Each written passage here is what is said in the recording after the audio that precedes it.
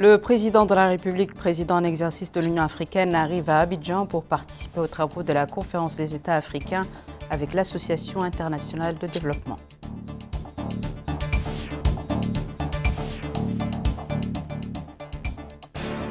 La ministre du Commerce et du Tourisme supervise une opération de collecte de dizaines de tonnes de produits alimentaires périmés.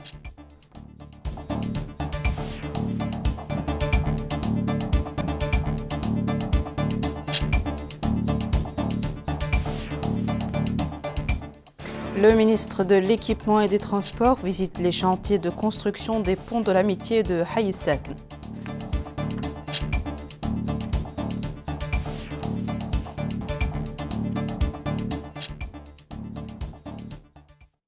Bonsoir mesdames, mesdemoiselles et messieurs. Merci de vous joindre à nous. Le président de la République, président en exercice de l'Union africaine, M. Mohamed El-Cheikh El-Ghazouani, est arrivé hier à Abidjan pour participer aux travaux de la conférence des États africains avec l'Association internationale de développement. La conférence organisée sur la gestion des ressources naturelles permettra de nombreux échanges entre les chefs d'État, les représentants d'institutions financières et les experts en développement afin de déterminer les engagements financiers des donateurs et des partenariats pour les projets futurs. Le président de la République a été accueilli à son arrivée à Abidjan par le vice-président de la République de Côte d'Ivoire, M. Timoko Miye Kone, l'ambassadeur de notre pays accrédité en Côte d'Ivoire, son Excellence M. Mohamed Abdallah El-Khatra, et le personnel de la mission diplomatique mauritanienne à Abidjan. La colonie mauritanienne d'Abidjan a réservé un accueil chaleureux au président de la République à l'entrée de l'aéroport, où ses membres ont tissé des drapeaux nationaux et des slogans de bienvenue au président de la République. Le président de la République est accompagné au cours de cette visite par une importante délégation comprenant le ministre chargé du cabinet du président de la République, M. Nanil Chourouka, et le ministre de l'Économie et des Finances, M. Sid Ahmed Oulbou, et le directeur général du protocole d'État, M. Hassan Al-Ahmed.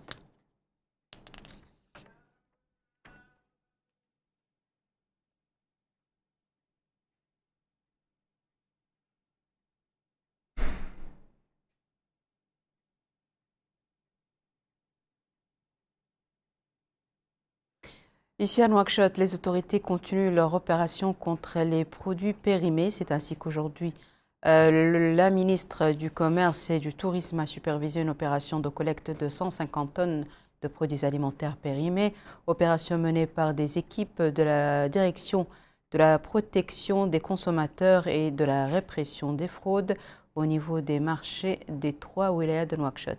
C'est un compte-rendu de Boka Bailaba.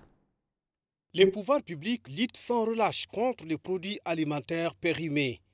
Illustration, c'est cette opération de collecte de 150 tonnes de produits alimentaires périmés menée par des équipes de la direction de la protection des consommateurs et de la répression des fraudes au niveau des marchés de Nouakchott. D'ailleurs, la ministre du Commerce et du Tourisme, Mme Zainabou Mitahmedna, était sur les lieux pour s'informer de la nature et la quantité de produits alimentaires périmés et les moyens déployés pour mener à bien cette opération de grande envergure. Et à cette occasion, la ministre a souligné la volonté d'aller sur le terrain pour suivre le travail des équipes conformément aux instructions du gouvernement visant l'amélioration continue des conditions de vie des citoyens. Elle a ajouté que le département du commerce déploie des efforts inlassables de suivi et de contrôle des prix et de la qualité. Elle a exprimé sa satisfaction pour le rôle joué par les autorités administratives et les efforts déployés par les équipes de protection des consommateurs. Ensemble, les pouvoirs publics appellent les citoyens à contribuer à la réussite des actions menées par le ministère du Commerce en signalant des actions frauduleuses des commerçants.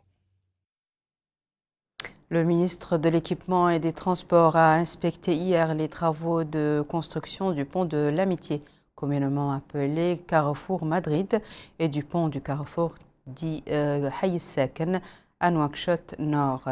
La visite vise à s'informer sur l'avancement des travaux dans ces deux infrastructures et accélérer leur rythme.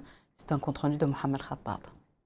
C'est une tournée du ministre de l'Équipement et des Transports, M. Ali Ouelferk, qui a débuté par une inspection des travaux de construction du Carrefour Madrid du pont de l'Amitié pour en constater de lui-même l'état d'avancement et les conditions dans lesquelles se déroulent les travaux qui ont atteint plus de 60%.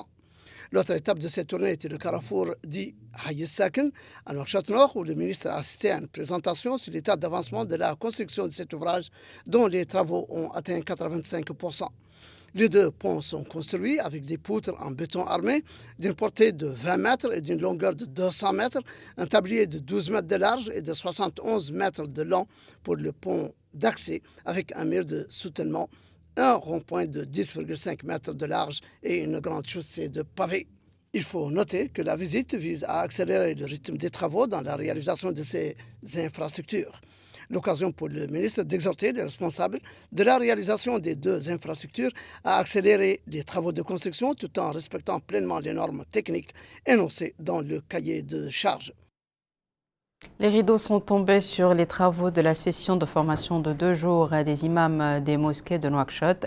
Cette formation s'inscrit dans le cadre du programme de formation continue des imams et prédicateurs des mosquées et qui vise à créer une élite capable de délivrer un discours religieux constructif qui rejette la division, la violence et l'extrémisme et encourage l'unité et l'adhésion aux valeurs authentiques de l'islam. Moussa Ndjaye. On prépare à cet atelier de formation de 2 jours sur les techniques de la khutba, le rôle des imams des mosquées pour préserver l'unité nationale à travers des messages par les réseaux sociaux contre les discours de la haine et de la discrimination. Plus de 100 imams de mosquées venus de différentes zones de Nouakchott. Dans son discours de cette cérémonie de clôture de l'atelier, M.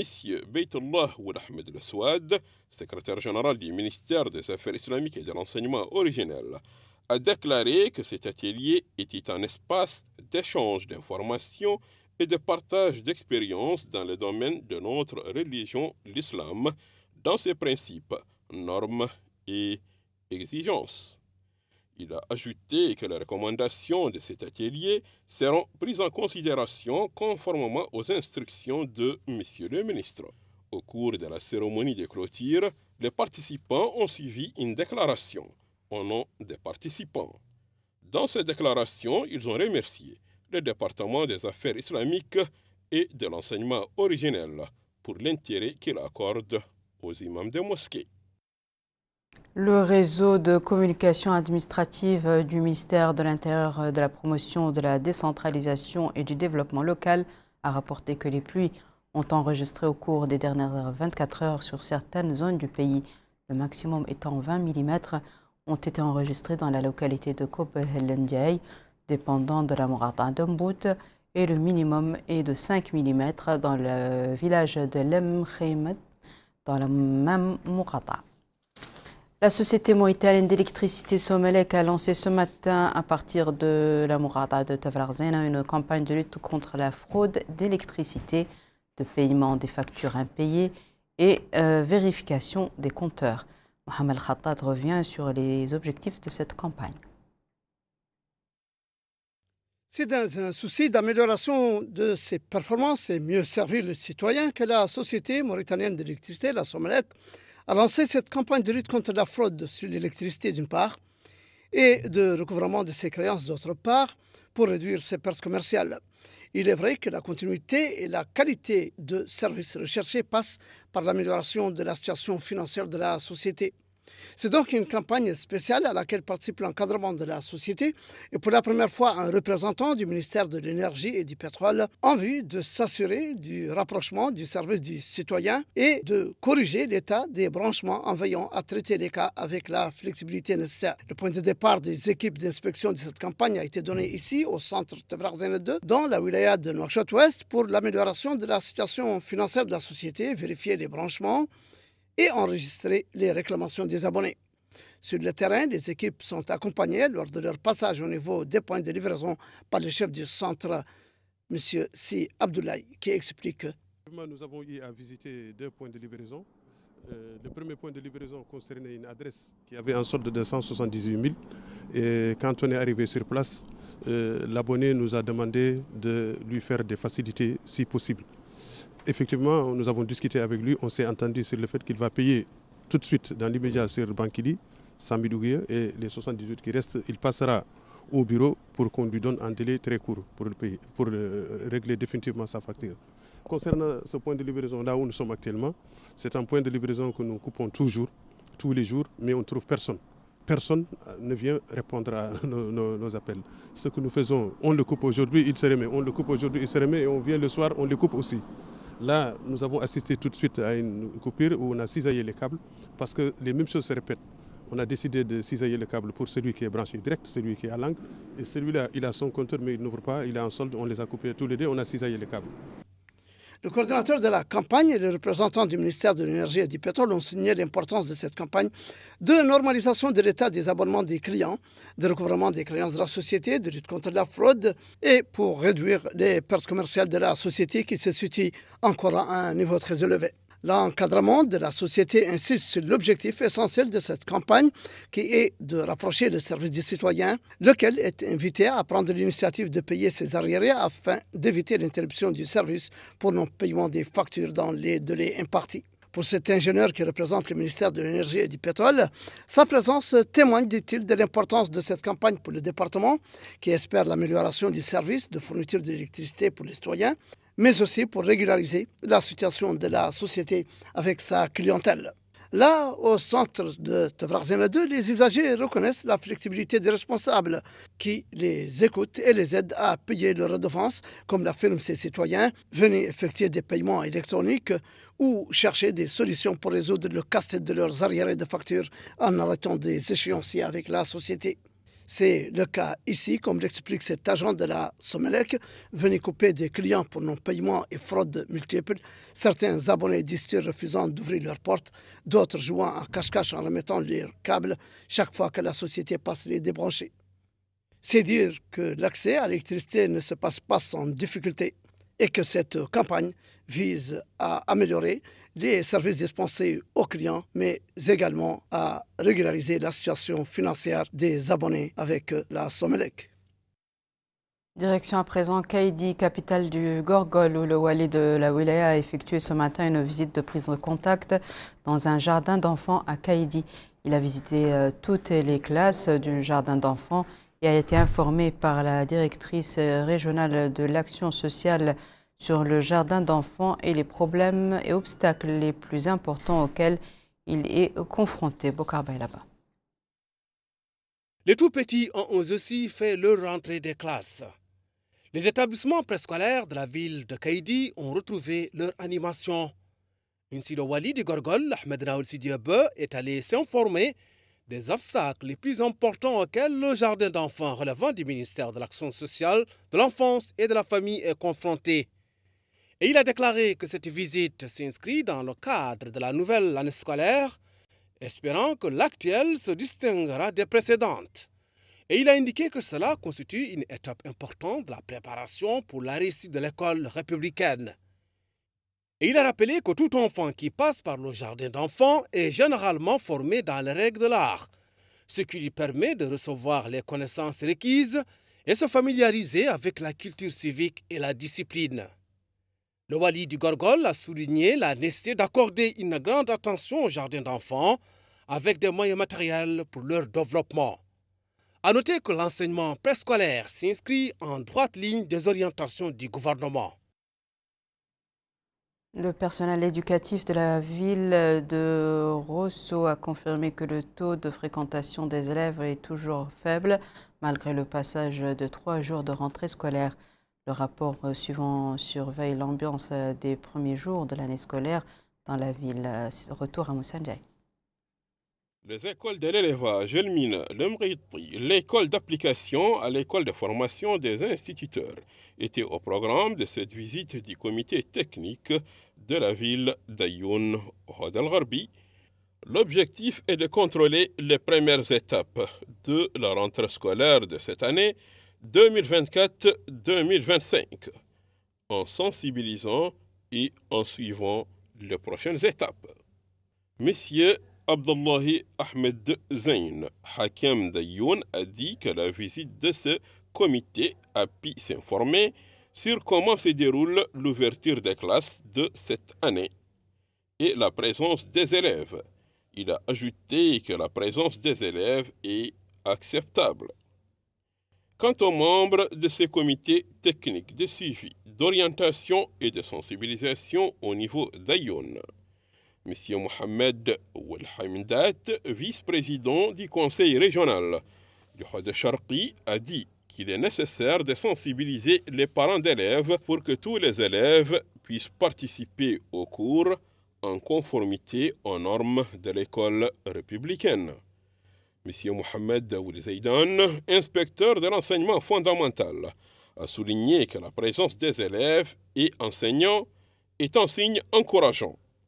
Ils ont constaté quelques insuffisances, mais, dit-il, des dispositions seront prises pour résoudre tous les problèmes techniques.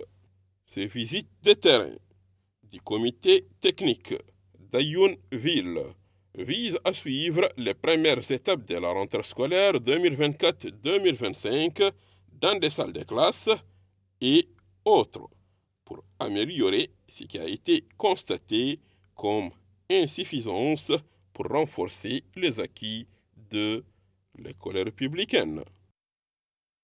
Dans la wilaya du Trarza, les établissements scolaires de la ville de Rosso ont commencé plutôt à accueillir des élèves. On ne se bouscule pas devant ces établissements où le taux de présence est encore faible selon la direction régionale pour l'éducation et la réforme du système éducatif de la wilaya.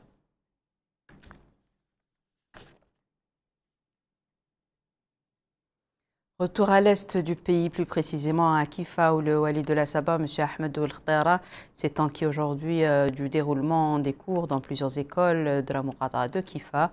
Cette visite rentre dans le cadre du suivi et de l'évaluation des autorités régionales de l'action pédagogique dans la wilaya. Le wali a assisté à la levée du drapeau à l'école primaire Savandier dans la commune de Noumlan, relevant de la Mourada de Kifa, et a visité plusieurs écoles de la ville. Le wali a également visité l'école primaire Al-Haramain dans la commune de Nouemlan, l'école primaire du village d'Al-Azhar dans la commune de Kifa, et a visité celle de Kandra en insistant sur l'importance du travail et de l'assiduité.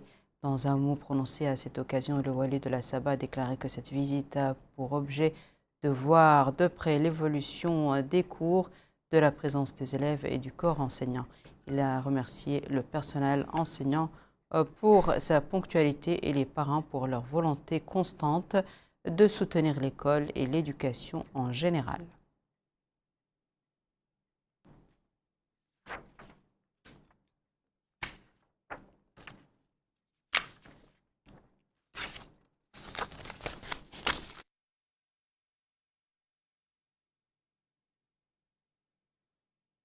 Voici à présent, mesdames et messieurs, le rappel des titres. Le président de la République, président en exercice de l'Union africaine, arrive à Abidjan pour participer aux travaux de la conférence des États africains avec l'Association internationale de développement.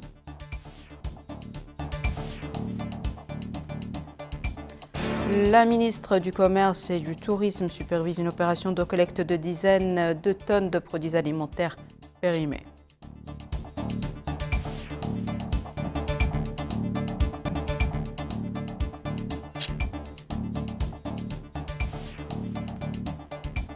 Le ministre de l'Équipement et des Transports visite les chantiers de construction des ponts de l'Amitié et de Haï Saken.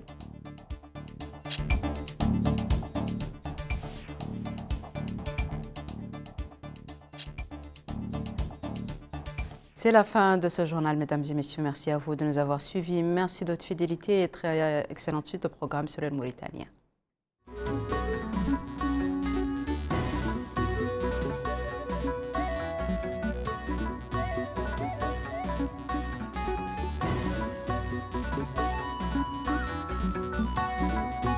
Thank you.